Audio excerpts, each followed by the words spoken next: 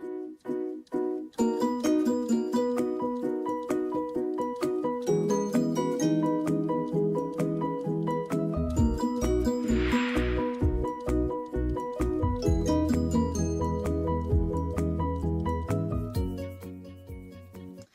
so we decided to do a kitchen makeover in our kitchen a couple weeks ago.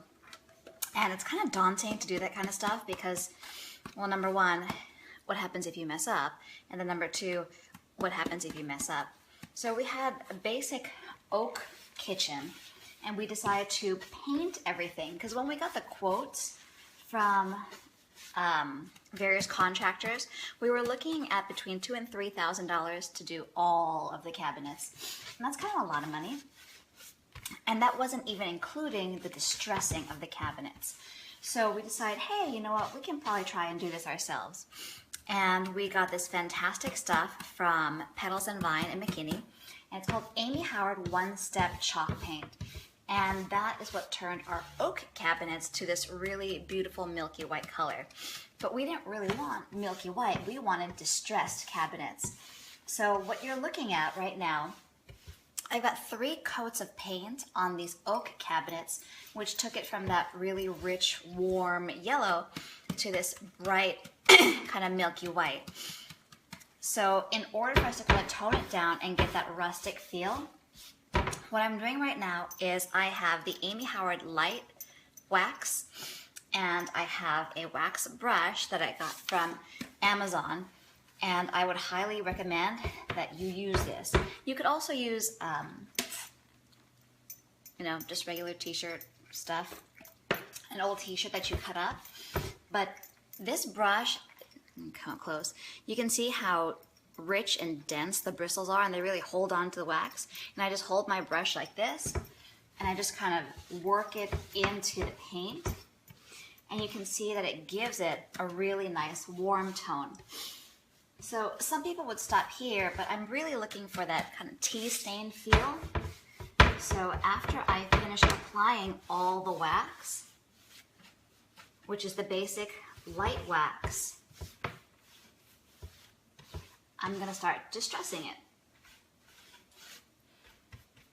Okay, so now I've got the coat of basic light wax on, and I just kind of buff it in to make sure that's not too heavy. And then I get a regular chip brush. They're like 97 cents at Hobby Lobby and whatnot. And I'm going to go into my dark wax. And I'm going to cast off on this. I prefer paper plates because it kind of absorbs the dark wax better, but I didn't have any, so we're going to use this. And then I just kind of, ooh, that went dark, just kind of brush it on. And don't freak out about the darkness because you've got that coat of regular wax on it. It's going to help to protect it from the color really seeping in. Now, if you want to go all out dark, go on with your bad self and go straight on with the dark wax. But what I like with this is I have the ability to take my cloth and just kind of buff it in and take off the parts that I'm not crazy about it being too dark. Just like that. And you can see that it's given it a tea stain.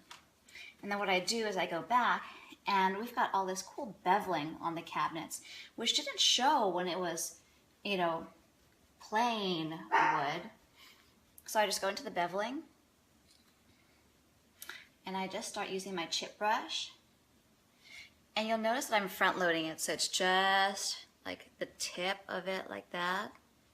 And I load it pretty heavy and I just go all the way around. And I focus on the areas where hands would naturally touch a cabinet. And we'll just go all the way down, just like that. And go all the way around the cabinet. And then you have the option of more or less. It's kind of the cool thing about distressing your own cabinets is you get to be your own little artist. So I go all the way around, and I'll even do the edges, of course. Now this sets up pretty fast, and what you'll find is as you continue to work, you're gonna have little pieces of wax on the ground. So be careful with that. Either clean it up right away or put a drop cloth under you, and that helps to mitigate the cleaning process or make it easier.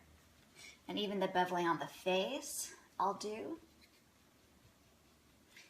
And I don't really stress about doing all of it perfectly the first time around, because after I finish everything, I'll be able to go back and kind of decide what I want to redo, if I want to add a little bit more, if I want to take off a little bit.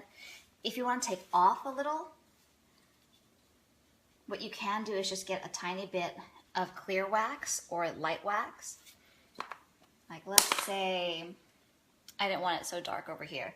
I would just take a little bit of clear wax or light wax, and I can start buffing it away. And you can see, maybe not, I have to push it in.